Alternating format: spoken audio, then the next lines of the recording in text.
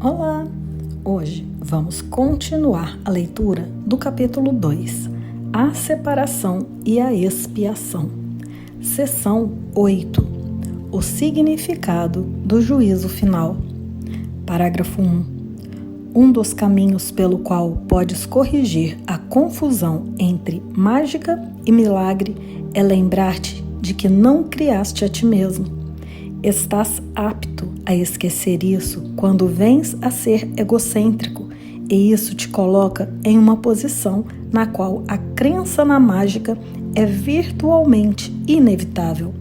A tua vontade de criar-te foi dada pelo teu Criador, que estava expressando a mesma vontade na sua criação. Como a capacidade criativa reside na mente, tudo o que crias não pode deixar de ser uma questão de vontade. Daí também decorre que qualquer coisa que faças sozinho é real no teu modo próprio de ver, embora não na mente de Deus. Essa distinção básica conduz diretamente ao real significado do juízo final. Aqui ele vai nos falar sobre a mágica e o milagre. A mágica é aquilo que criamos dentro da ilusão, que na verdade não é uma criação. É uma criação equivocada, é uma ilusão. E mais para trás ele deu o exemplo do medicamento. Nós inventamos a doença e depois inventamos algo que conserta a doença dentro do nível ilusório. Portanto, é só um paliativo. Já o milagre é relembrar que a ilusão não é real. E para isso, precisamos nos lembrar que nós não criamos a nós mesmos. Nós fomos criados à imagem e semelhança de um Criador que cria tudo o que existe. E aqui ele está falando de nós na mente de Deus. Nós como espíritos e não como corpos. Corpos separados são criados na ilusão, ou seja, não é uma criação, mas sim uma imaginação. Fazer imagens é imaginar. E quando criamos sem o nosso Criador, assim vamos pensar que criamos sozinhos, então vamos acreditar nas nossas criações ilusórias. Mas nossas criações ilusórias não são reais na mente de Deus. Parágrafo 2. O juízo final é uma das ideias mais ameaçadoras no teu pensamento. Isso é assim porque não a compreendes. O julgamento não é um atributo de Deus. Veio a ser só depois da separação, quando tornou-se um dos muitos instrumentos de aprendizado a ser anexado ao plano geral. Assim como a separação ocorreu no decurso de milhões de anos, o juízo final vai se estender por um período similarmente longo e talvez até mais longo. A sua duração, porém, pode ser muito reduzida pelos milagres, o instrumento que encurta, mas não abole o tempo. Se um número suficiente de pessoas vem a ter, na verdade, a mentalidade milagrosa, esse processo de encurtamento pode ser praticamente imensurável.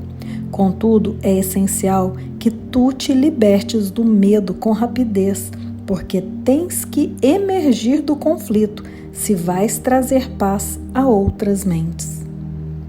Deus não julga. Essa ideia de julgamento ela só aconteceu quando a mente pensou separação. Como ela se viu separada, ela pensou que houvesse uma punição para essa separação, e essa punição seria o julgamento de Deus. Se muitas pessoas entenderem os milagres, o tempo será reduzido em muito. Por isso é necessário que nos preparemos para repassar os milagres para o maior número de pessoas. Hoje fala-se em transição planetária, em elevar de uma consciência de 3D para uma consciência de 5D. E isso nada mais é do que sair do sistema de separação e ir para o sistema do Espírito Santo, o que esse livro nos treina. Mas para isso precisamos nos libertar do medo e entender que o medo não é real. 3. Em geral, se considera o juízo final como um procedimento empreendido por Deus. De fato, será empreendido por meus irmãos com a minha ajuda.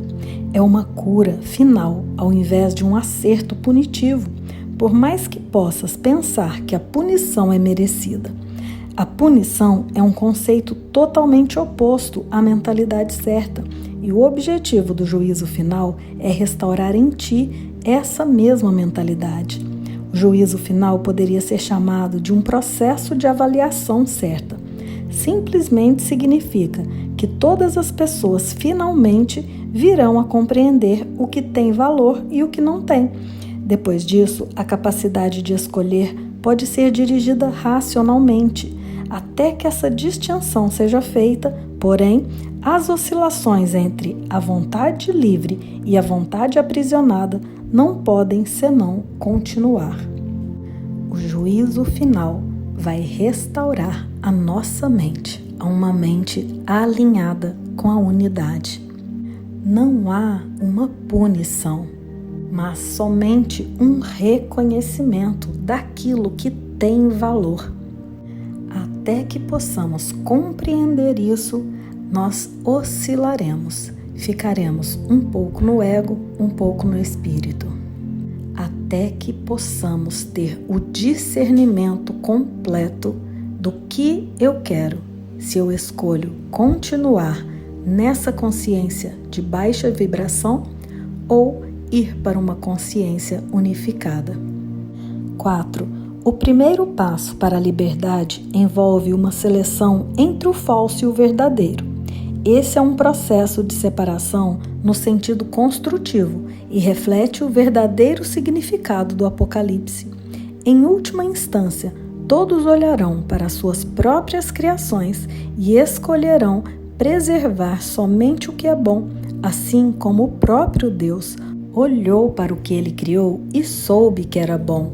Nesse ponto, a mente pode começar a olhar com amor para suas próprias criações, devido ao seu valor.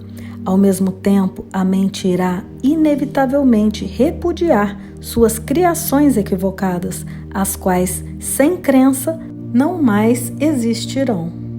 E aqui ele nos diz que o verdadeiro significado do Apocalipse é o discernimento. Vamos olhar para aquilo que criamos e só vamos conservar o que é bom.